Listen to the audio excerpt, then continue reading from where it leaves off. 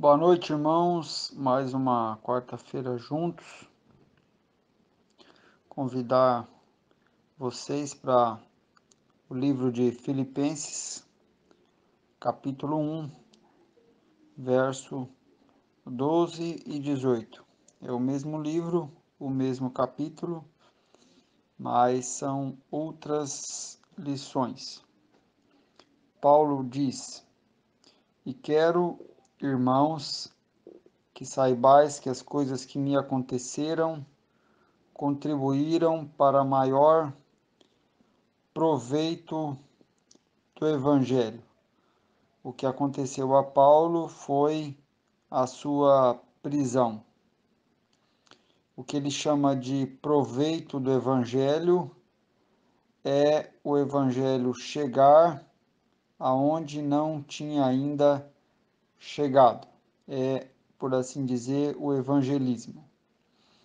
De maneira que as minhas prisões em Cristo foram manifestadas por toda a guarda pretoriana e por todos os demais lugares. A guarda pretoriana era, para ficar mais fácil de entender, a polícia de elite do imperador de César.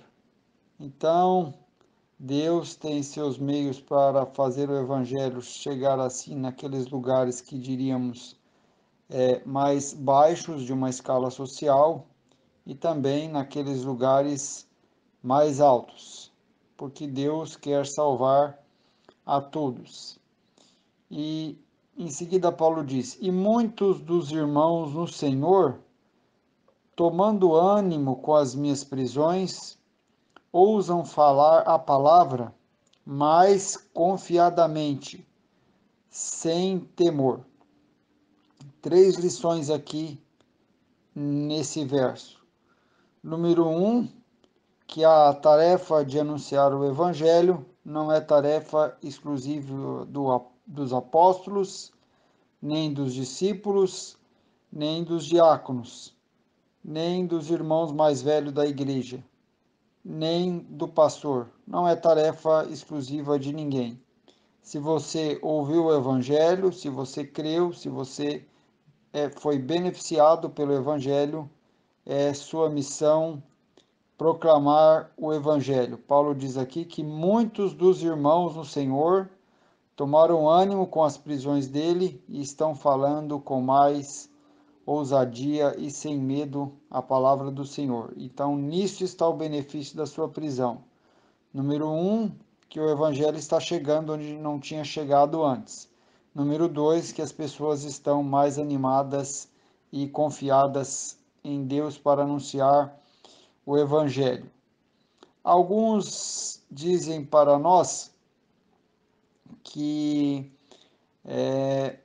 o melhor meio de você pregar o Evangelho é viver a vida conforme o Evangelho. Para você pregar o Evangelho com a sua vida e, se preciso for, você usar as palavras. Isso não é verdade.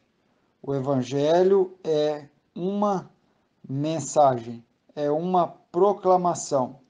Se você viver uma vida muito piedosa, muito devota a Deus, alguém pode vir a questionar a razão da sua esperança. Mas por você ser ali uma pessoa naquele ambiente piedosa, devota, obediente a Deus e aos homens, que ama o seu próximo, por isso apenas a pessoa não saberá que ela é uma pecadora e que Deus providenciou o seu filho para morrer no lugar dela e absorver a ira no seu lugar para salvá-la. Então, viva uma vida conforme o Evangelho, mas anuncie o Evangelho com a sua boca, é o que Paulo diz. Os irmãos anunciavam o Evangelho. E ele foi para a prisão não apenas porque vivia uma vida devota, piedosa, mas porque ele anunciou o Evangelho. Ele diz também: verdade é que também alguns pregam a Cristo por inveja e porfia, mas outros de boa vontade. Uns, na verdade, anunciam a Cristo por contenção, não puramente, julgando acrescentar aflição às minhas prisões, mas outros por amor, sabendo que fui posto para a defesa do Evangelho. Aqui Paulo reconhece, Paulo distingue que as pessoas pregam a Cristo por motivos diversos, por competição, para ver quem é que prega melhor, para que esses irmãos aqui pregando aqui fora pudesse incomodá-lo lá dentro, mas ele não estava competindo com ninguém. Alguns pregam a Cristo também de boa vontade e por amor. Sempre quando Paulo via que a mensagem estava sendo corrompida, ele defendia a mensagem, ele defendia o evangelho. Mas aqui a mensagem estava correta, apenas o pregador estava sendo mal intencionado. Você liga o seu televisor, você passa por aí e todos estão falando o nome de Cristo, mas não é porque o nome de Cristo está sendo falado que Cristo está sendo anunciado. Cristo está sendo anunciado quando ele é apresentado como João apresentou ele para nós, não como alguém que vai resolver os problemas da sua vida, não como apenas um milagreiro ou apenas um profeta, mas Cristo é anunciado como ele é apresentado para nós por João, como o Cordeiro de Deus que tira o pecado do mundo, apresentado para nós como aquele que Deus ofereceu a si mesmo em sacrifício, punindo os nossos pecados na pessoa de Cristo para poder nos salvar com justiça. Então, Paulo viu que Cristo estava sendo anunciado de modo verdadeiro, mas aquelas pessoas estavam usando assim de má intenção no anúncio. E aí ele conclui: mas que importa? Contanto que Cristo seja anunciado de toda maneira, ou com fingimento em verdade, nisto me regozijo e me regozijarei ainda. Irmãos, apesar de Paulo estar preso e vivendo o que eu chamei, comparei de um isolamento social, não há um tom de decepção com Deus na sua carta de Filipenses, ou uma nota de desânimo, ou uma fala de tristeza ou vitimização. Paulo não diz assim, coitado de mim, e nem fica assim achando que não compensa ele ser dedicado a Deus, o Evangelho, porque no fim a vida não fica mais fácil para ele, fica até mais difícil. Então, Paulo não está na carta, ele não se mostra decepcionado, desanimado, triste ou vitimizado. E acontece algo bastante interessante. Paulo, que está preso, anima os irmãos que estão livres. Ele diz aqui na carta para os irmãos: se alegrai ou se alegrarem no Senhor. Algumas vezes ele diz isso. E o que ele quer ensinar para nós é que a gente seja pessoas cuja alegria não é refém da circunstância, porque alguns de nós somos pessoas que, se as circunstâncias forem boas, nós estamos alegres, mas quando as circunstâncias são más, nós ficamos tristes, nós somos reféns das circunstâncias. Então, Paulo não diz para os irmãos nessa carta se alegrem nas circunstâncias, eles dizem para se alegrar no Senhor. É claro, é óbvio que boas circunstâncias trazem alegria para nós. Claro que trazem. Mas será mesmo que nós precisamos estar totalmente à mercê delas? Que a gente só vai conseguir se alegrar quando as circunstâncias forem boas? Será mesmo que o cristão, o discípulo de Cristo, não tem uma fonte de alegria? E se ele tem essa fonte de alegria, onde está essa fonte de alegria? Ora, essa fonte de alegria não está fora de nós. Deus colocou essa fonte de alegria em nós. Se você abrir a sua Bíblia no livro de Gálatas, capítulo 5, verso 22, ali você vai encontrar o seguinte: o fruto do Espírito é amor e também alegria. 2 Coríntios 2:2. Eu quero levar os irmãos a uma conclusão muito óbvia. 2 Coríntios 2:2 diz o seguinte: porque se eu vos entristeço, quem é que me alegrará, senão aquele que por mim foi contristado? Então nós já aprendemos e lembramos que a fonte não está fora de nós, a fonte está em nós. A fonte é uma pessoa, é o Espírito.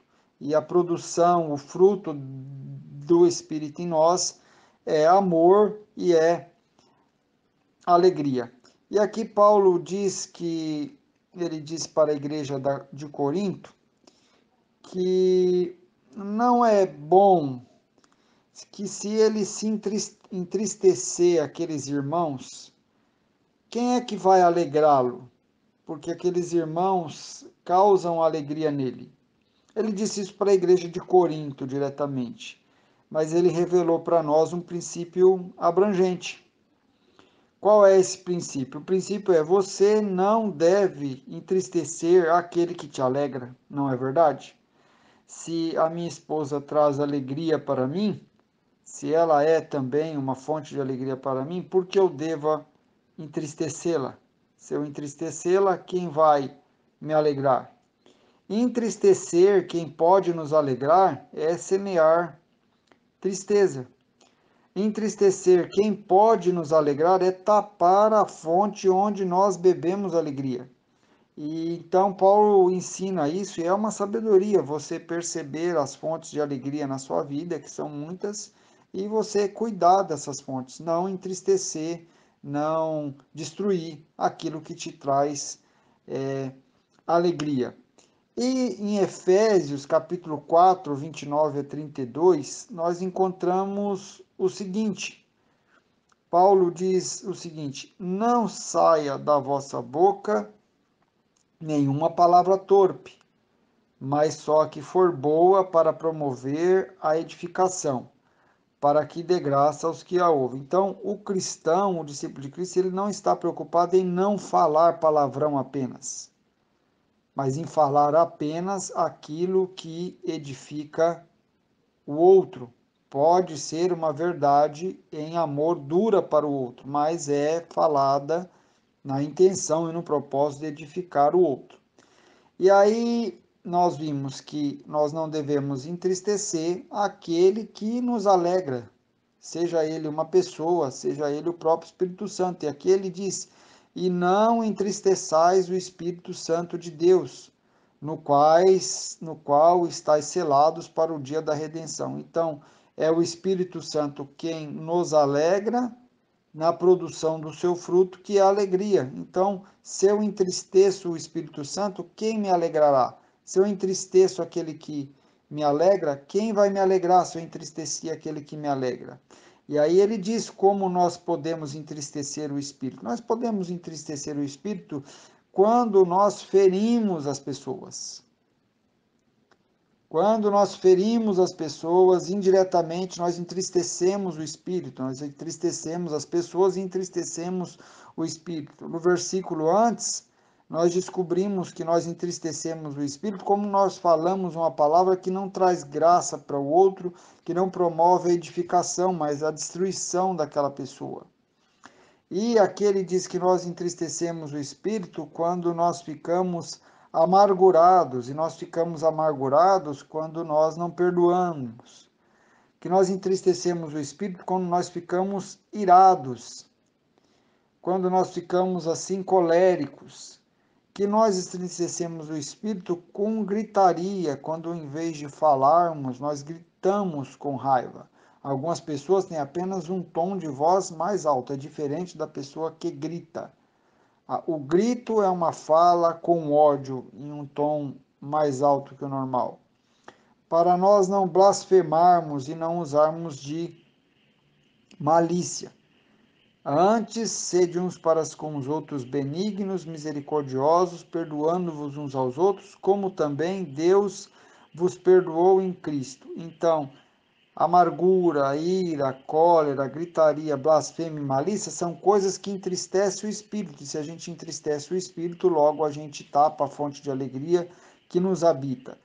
Por outro lado, se você é benigno, misericordioso, você perdoa, você alegra o espírito e a alegria do espírito será uma produção no seu coração.